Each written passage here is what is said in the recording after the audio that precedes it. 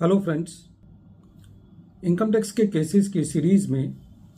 आज जो केस हम डिस्कस करेंगे वो इस चीज़ को लेकर के है कि यदि कोई इनकम टैक्स ट्रिब्यूनल अपना जजमेंट पास करते वक्त कोऑर्डिनेट बेंच के जजमेंट को फॉलो नहीं करती या जुरिस्डिक्शनल हाई कोर्ट के जजमेंट को फॉलो नहीं करती, जो कि बिल्कुल आइडेंटिटिकल फैक्ट्स पर है, तो क्या इसको सेक्शन 254 के लिए एक मिस्टेक अपरेंट फ्रॉम रिकॉर्ड माना जाएगा और क्या असेसी उसके लिए मिसलेनियस एप्लीकेशन फाइल करके उस ऑर्डर के रेक्टिफिकेशन के लिए एप्लीकेशन लगा सकता है और क्या वो एप्लीकेशन उसकी एक्सेप्ट की जानी चाहिए। यही issue honourable Gujarat high court के सामने एक case Uttar Gujarat Vij company limited versus income tax officer के केस में सामने आया और ये केस 473 ITR पेज नंबर 729 पर रिपोर्ट हुआ। इस केस का जजमेंट 1 अप्रैल 2024 को आया। प्रेजेंट केस के इफेक्ट्स इस तरीके से हैं। प्रेजेंट केस के अंदर ट्रिब्यूनल के पास एक इशू था कि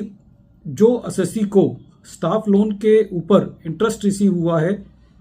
वो बिजनेस इनकम माना जाए या इनकम फ्रॉम अदर सोर्सेज माना जाए। इसके ऊपर जुरिस्डिक्शनल हाई कोर्ट का जजमेंट था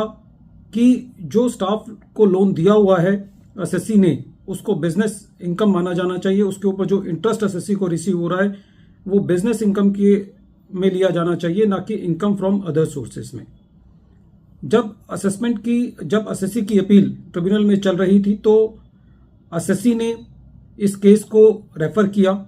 लेकिन ट्रिब्यूनल ने इस केस के फैक्ट्स को इग्नोर करते हुए असेसी के अगेंस्ट फैसला दिया और ये कहा कि ये इनकम फ्रॉम बिजनेस नहीं है, ये इनकम फ्रॉम अदर सोर्सेज है। असेसी का ये कहना था कि ऑलरेडी इस इशू पर ट्रिब्यूनल की कोऑर्डिनेट बेंचेस ये हेल्ड कर चुकी हैं कि ये बिजनेस इनकम है, ये इनकम फ्रॉम अदर सोर्सेज नहीं है, और जिसको जुरिस्डिक्शनल हाई कोर्ट ने कंफर्म भी किया था, लेकिन फिर भी ट्रिब्यूनल ने एसएससी की अपील जो है वो डिसमिस की। एसएससी ने इस ऑर्डर के अगेंस्ट ट्रिब्यूनल में मिसलेनियस एप्लीकेशन लगाई। एसएससी का ये कहना था कि जो जुरिस्डिक्शनल हाई कोर्ट के जजमेंट्स होते हैं वो सब सबऑर्डिनेट कोर्ट्स पर और एपीलेट ट्रिब्यूनल्स पर बाइंडिंग होते हैं। एसएससी का ये कहना था कि यदि कोऑर्डिनेट बेंचेस के जजमेंट्स को फॉलो नहीं किया जाता या जुरिस्डिक्शनल हाई कोर्ट के जजमेंट को फॉलो नहीं किया जाता तो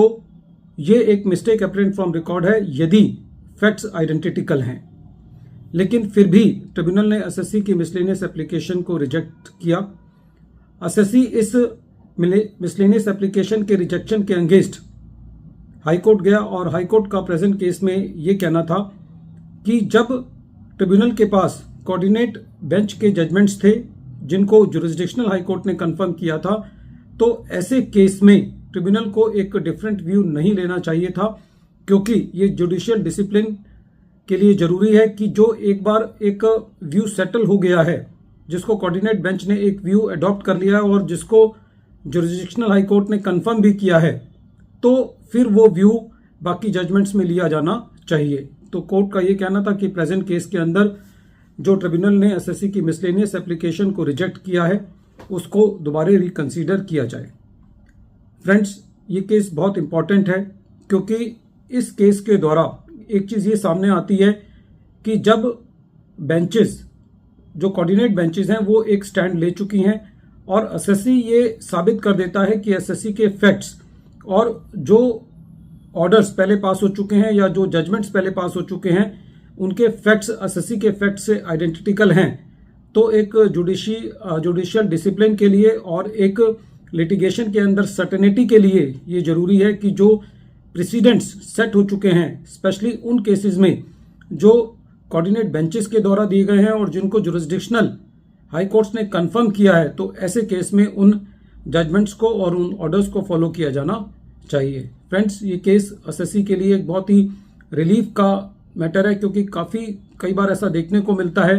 कि कोई एक इशू सेटल्ड हो चुका होता है और फिर भी उस इशू पर जजमेंट्स जो हैं वो विपरीत आते हैं। तो ऐसे केस में ये केस जो है वो मिसलेनियस एप्लीकेशन को लगाने के लिए एक बहुत इंपॉर्टेंट